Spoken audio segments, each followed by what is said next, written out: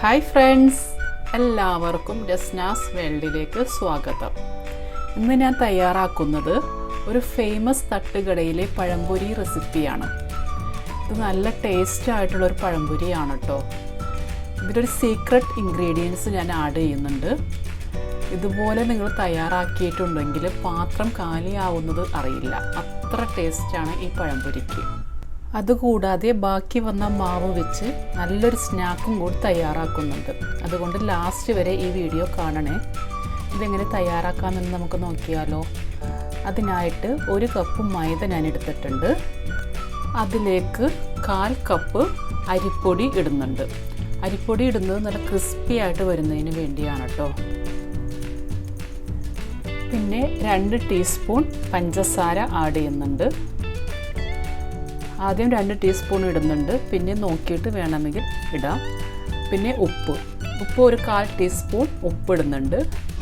പിന്നെ സോഡാപ്പൊടി ഒരു 1/4 ടീസ്പൂൺ.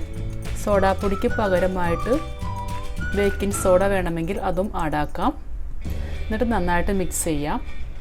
പിന്നെ 1/4 ടീസ്പൂൺ മഞ്ഞൾപ്പൊടിക്ക് പകരമായിട്ട് കളർ വേണമെങ്കിൽ കളറും ചേർക്കാവുന്നതാണ്.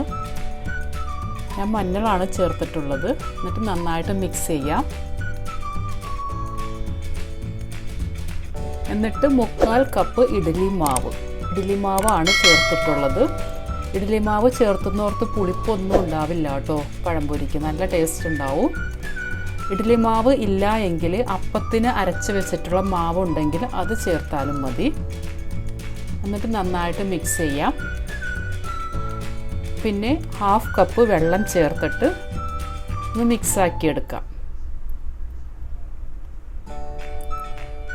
കുറച്ച് വെള്ളം ഒഴിച്ചിട്ട് ഇതുപോലെ മിക്സാക്കി എടുക്കണം.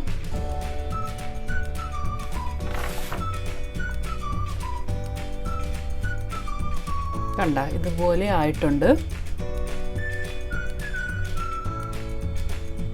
അതിനുശേഷം 2 ടീസ്പൂൺ തൈരാണ് ചേർക്കുന്നത്. ഇതാണ് സീക്രട്ട് ഇൻഗ്രീഡിയൻസ്. തൈര് ഇല്ല എങ്കിൽ ഇഡ്ഡലി മാവ് 1/4 കപ്പ് എന്നുള്ളത് 1 കപ്പ് എടുത്താൽ മതി.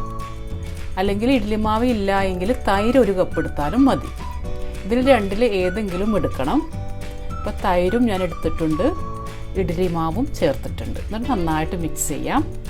പിന്നെ 1 ടീസ്പൂൺ പഞ്ചസാരയും കൂടി ഞാൻ ഇട്ടു. അങ്ങനെ 3 ടീസ്പൂൺ പഞ്ചസാര ചേർത്തിട്ടുണ്ട്. ഇഡ്ഡലി മാവും തൈരും എല്ലാം കൂടി മിക്സായിട്ട് ഇതേ കൺസിസ്റ്റൻസിയിൽ വരണം. പിന്നെ ചേർക്കുന്നത് എള്ളാണ്. കറുത്ത എള്ള് 1 ടീസ്പൂണും കൂടി ആഡ് ചെയ്യുന്നുണ്ട്. എന്നിട്ട് മിക്സാക്കിയിട്ട് 5 മിനിറ്റ് നേരം റെസ്റ്റ് ചെയ്യാൻ വേണ്ടി വെക്കണം. ആ സമയത്ത് നമുക്ക് പഴം നന്നാക്കിയെടുക്കാം. നന്നായിട്ട് മിക്സ് ആക്കിയിട്ട് വേണം മാറ്റി വയ്ക്കുന്നതിന് വേണ്ടിയിട്ട്. 3 പഴം ഞാൻ എടുത്തിട്ടുണ്ട്. നന്നായിട്ട് പഴുത്ത പഴമാണ്. പുറം ഇതുപോലെ കറുത്തിരുന്നാലും ഉള്ളു നല്ല പഴുത്തിട്ടുണ്ട് കേട്ടോ. പഴുക്കാത്ത പഴമാണെങ്കിൽ ടേസ്റ്റ് കുറവായിരിക്കും. ഇതുപോലെ പഴുത്ത പഴമായിരിക്കും പഴംപൊരി ഉണ്ടാക്കുന്നതിന് വേണ്ടിയിട്ട് നല്ലത്. കണ്ട, തൊലിയെല്ലാം കളഞ്ഞിട്ടുണ്ട്. ഇത് ഞാൻ 3 പീസായിട്ടാണ് കട്ട് ചെയ്യുന്നത്.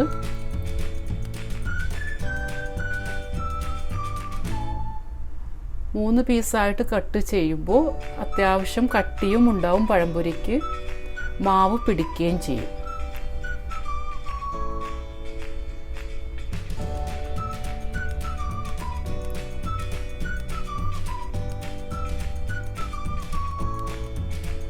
ഇതുപോലെ കട്ട് ചെയ്തെടുക്കാം. 3 പഴവും ഇതുപോലെ തന്നെ കട്ട് ചെയ്തെടുക്കണം.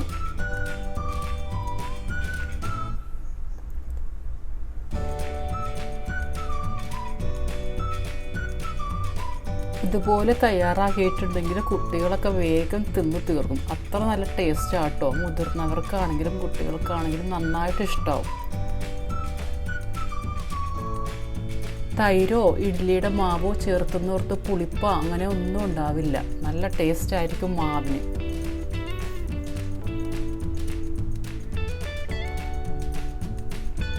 എന്താ 3 പഴവും ഞാൻ കട്ട് ചെയ്തിട്ടുണ്ട്. 3 പീസായിട്ടാണ് കട്ട് ചെയ്തിട്ടുള്ളത്. നമ്മൾ ആദ്യം തയ്യാറാക്കിയിരിക്കുന്ന ബാറ്റർ ഒന്നുകൂടി മിക്സ് ആക്കിയിട്ട് അതിൻ്റെ കൺസിസ്റ്റൻസി കറക്റ്റ് ആണോ എന്ന് നോക്കണം. അതിനായിട്ട് ഒരു പഴം ഇതുപോലെ മുക്കി നോക്കാം. അപ്പോൾ അതിൻ്റെ മാവ് അതിൽ തന്നെ പിടിച്ചിരിക്കുന്ന കണ്ട ഇതേപോലെയാണ് ഇതിൻ്റെ മാവ് മിക്സ് ചെയ്യേണ്ടത്. അധികം കട്ടിയും പാടില്ല, ലൂസും ആവരുത്. ഇനി നമുക്ക് ഫ്രൈ ചെയ്യാം. പഴം ഫ്രൈ ചെയ്തെടുക്കുന്നതിന് വേണ്ടിയിട്ട് ഒരു പാനിലേക്ക് ആവശ്യത്തിനുള്ള ഓയിൽ ആഡ് ചെയ്യാം. തിളച്ചിട്ടുണ്ടോയെന്ന് അറിയുന്നതിന് വേണ്ടിയിട്ട് ചെറിയൊരു മാവ് ഇതുപോലെ ഇട്ട് കൊടുത്തിട്ടുണ്ടെങ്കിൽ നന്നായിട്ട് തിളക്കുന്നത് നമുക്ക് മനസ്സിലാവും. എന്നിട്ട് പഴം മാവിൽ മുക്കിയിട്ട് ഇതുപോലെ ആഡ് ചെയ്യാം.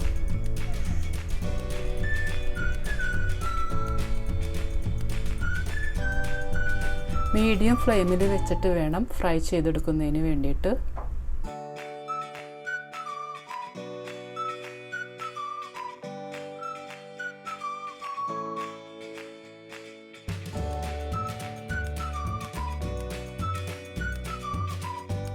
ഒരു സൈഡ് കുക്കായി കഴിയുമ്പോൾ മറ്റേ സൈഡ് തിരിച്ചിട്ട് കൊടുക്കാം.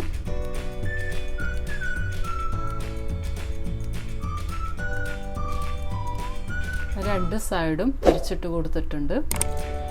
ഇതുപോലെ ഒരു ഗോൾഡൻ കളർ ആവുന്ന സമയത്ത് നമുക്ക് പാനിൽ നിന്നും മാറ്റാവുന്നതാണ്.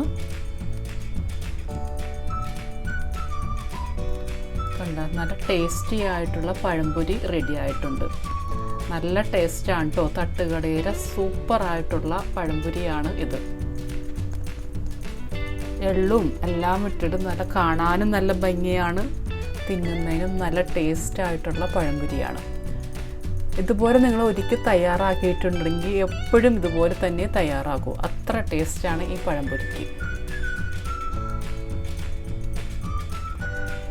ഇനി പഴംപൊരിക്ക് വേണ്ടി ഉണ്ടാക്കിയ ആ മാവുണ്ടല്ലോ, ആ മാവ് വെച്ചിട്ട് നമുക്ക് വേറൊരു സ്നാക്കും കൂടി തയ്യാറാക്കാം. ആ മാവ് ഇതുപോലെ ഒരു സ്പൂണിൽ കുറച്ച് വീതം ഇങ്ങനെ ആഡ് ചെയ്ത് കൊടുക്കാം. കുട്ടികൾക്കൊക്കെ നന്നായിട്ട് ഇഷ്ടമാവും. നല്ല മധുരവും എല്ലാം ഉള്ള ഒരു മാവല്ലേ.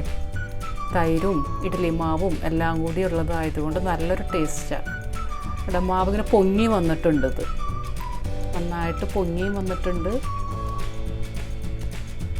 ഇതുപോലെ നല്ല ഗോൾഡൻ കളർ ആവുന്നത് വരെ ഫ്രൈ ചെയ്തെടുക്കാം. കുറച്ച് സമയം വേണ്ടി വരുള്ളൂ. 2 മിനിറ്റ് കൊണ്ട് തന്നെ ഇതുപോലെ നമുക്ക് ആക്കിയെടുക്കാൻ പറ്റും. കണ്ട നല്ല ടേസ്റ്റി ആയിട്ടുള്ള സ്നാക്കും റെഡി ആയിട്ടുണ്ട്. തട്ടുകട സ്റ്റൈലിലുള്ള പഴംപൊരിയും റെഡി ആയിട്ടുണ്ട്.